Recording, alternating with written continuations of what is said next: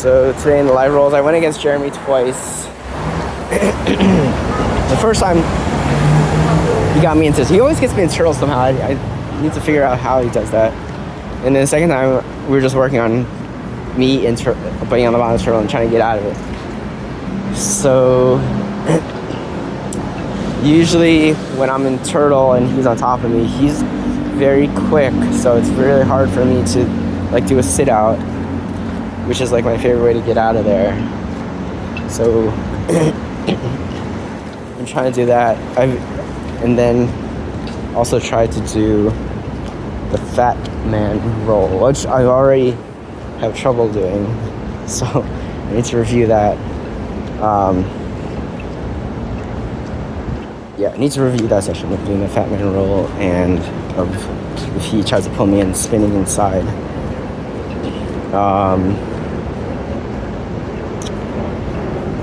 Yeah, so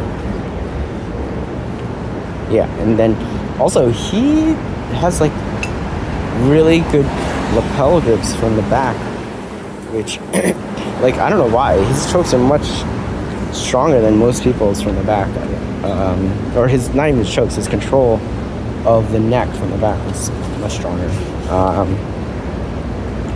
I also rolled against a white belt who I maybe had a resting back in the ground. He's very strong, he's bigger than me.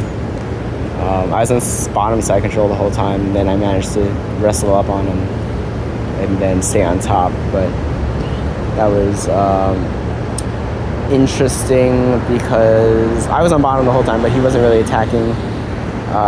He was trying, it felt like he was trying to feel more confident in his top control.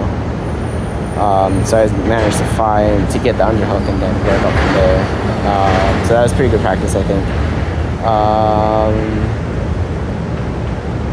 Yeah, I think I need to work on bottom side control again because I'm getting stuck there a lot. But, yeah. So today we did like a combination of three takedowns. It is pretty sure this is the takedown that Tim does not like. It's like a reap. So, and then we did close spider guard to arm bar, two different arm bars. One with like a triangle type control, and the other one with the leg coming cross side. So the throws, it's like an inner reap. Forgot the name of it.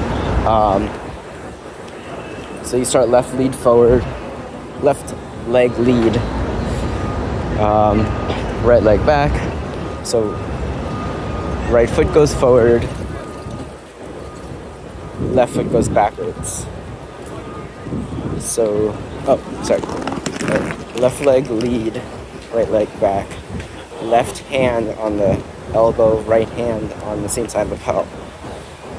So right foot goes forward, and you're pushing with your right hand, and then left foot comes back, and you're pulling with your left hand. So hopefully he's a little off balance by this, and then your right foot is now lead after you push it forward and bring the left foot back. So now your right foot goes in between his legs, hooking his right foot, so to the left side. At the same time, you're pushing and you fall to your knee. So so your right foot comes inside, hooks the back of his leg, like his calf or knee area, and then you fall forward to your knee. So you will end up in half guard. So that's the first one. Second one, same thing, except instead of when you try to hook the leg, now he pulls that leg backwards. So if he does that, now you still go in between his legs, but instead of hooking to the left, you hook to the right. So you're hooking his left leg.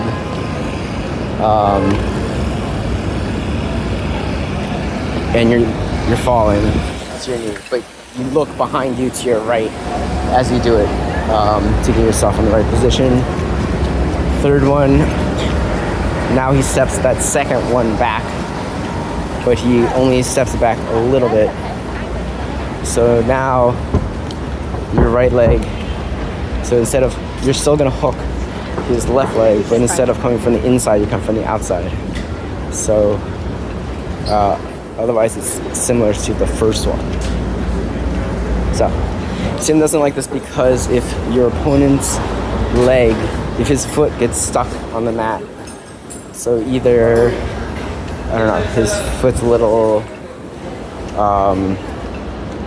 sticky or whatever from like sweat or whatever, or there's like, you know, a crack in the mat or whatever, for some reason his foot gets stuck in the mat and you're falling on it, you can like rupture his knee open, like tear some ligaments and whatever. So that's why Tim doesn't like it. It's also, you're using your body weight to knock him down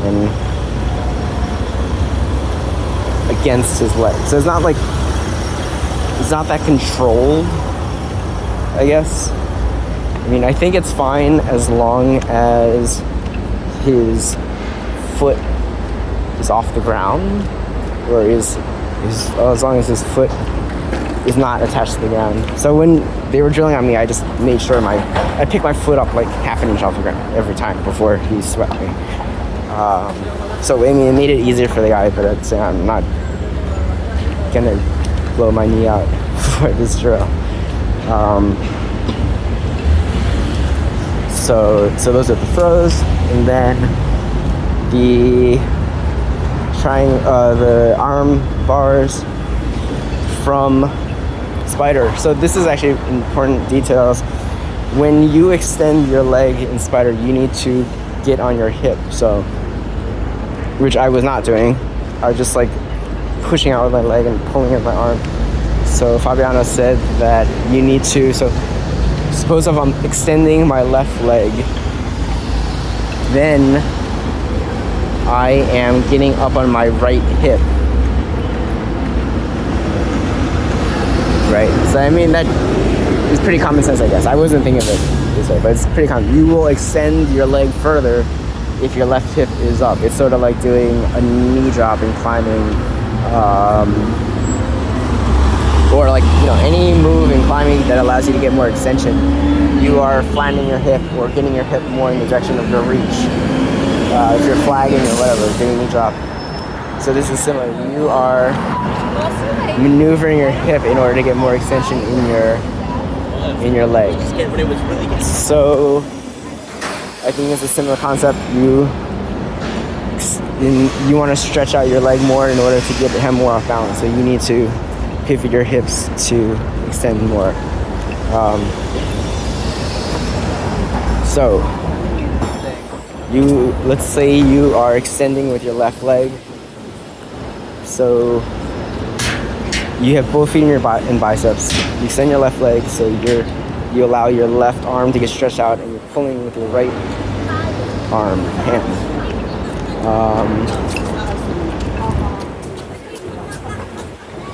Then, so at this point, right? So you are attacking the opposite arm of the leg you're extending. So you're extending your left leg.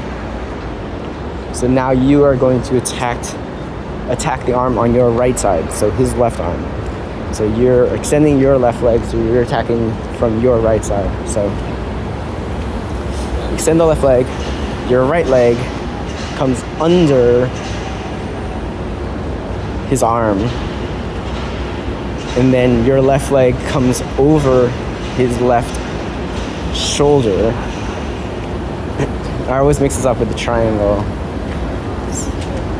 So what you want is the left leg goes over the shoulder, and then you hook around the neck, and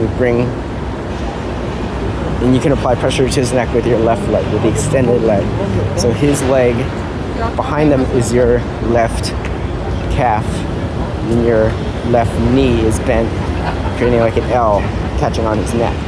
Then your right leg is under the arm, but you actually want to get the arm, your leg over his shoulder. So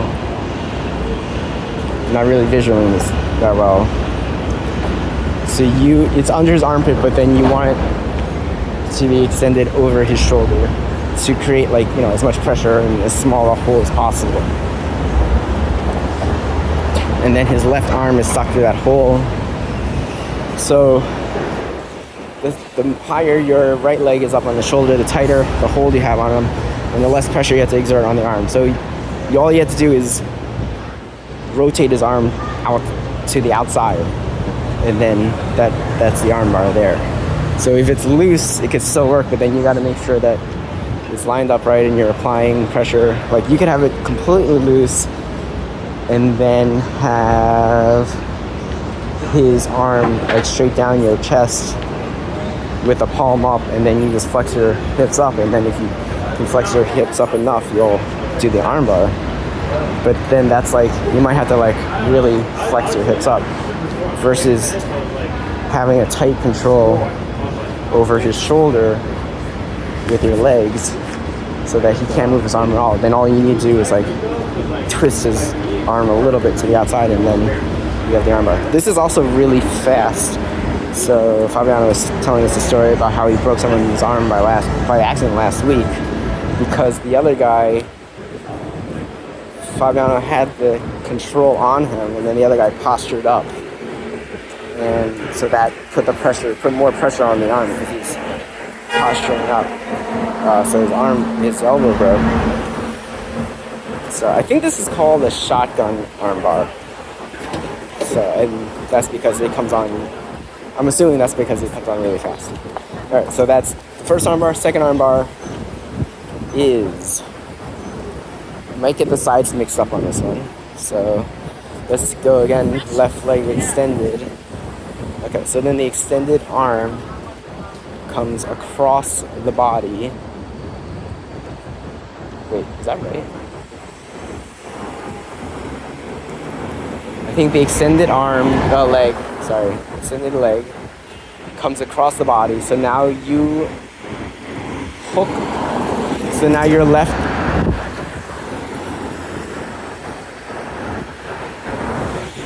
leg comes across the body. No, I don't think that's right. I think it's the other leg.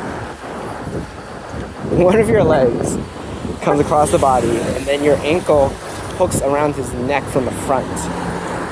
So you're going cross. So let's just say let's just say it's your right leg that's hooking. And I'm not sure if that was the extended leg or not, but let's just say your right leg hooks.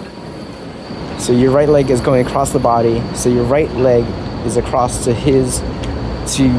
the left side, your perspective left side. Your ankle is against his throat. Your feet, your toes are wrapped around his neck to the back of his neck. Now you pull that down, and then your left leg crosses over on top and hooks around his head. So now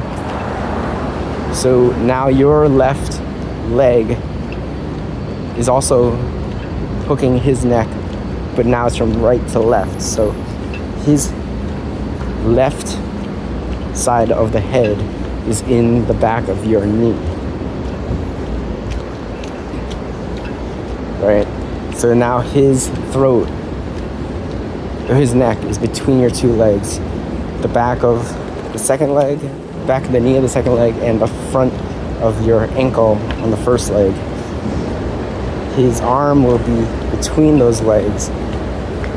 So you just have to extend, you control the arm with your hands, and then just extend your hips a little bit to finish the arm bar. So those are like the sloppy mechanics of it.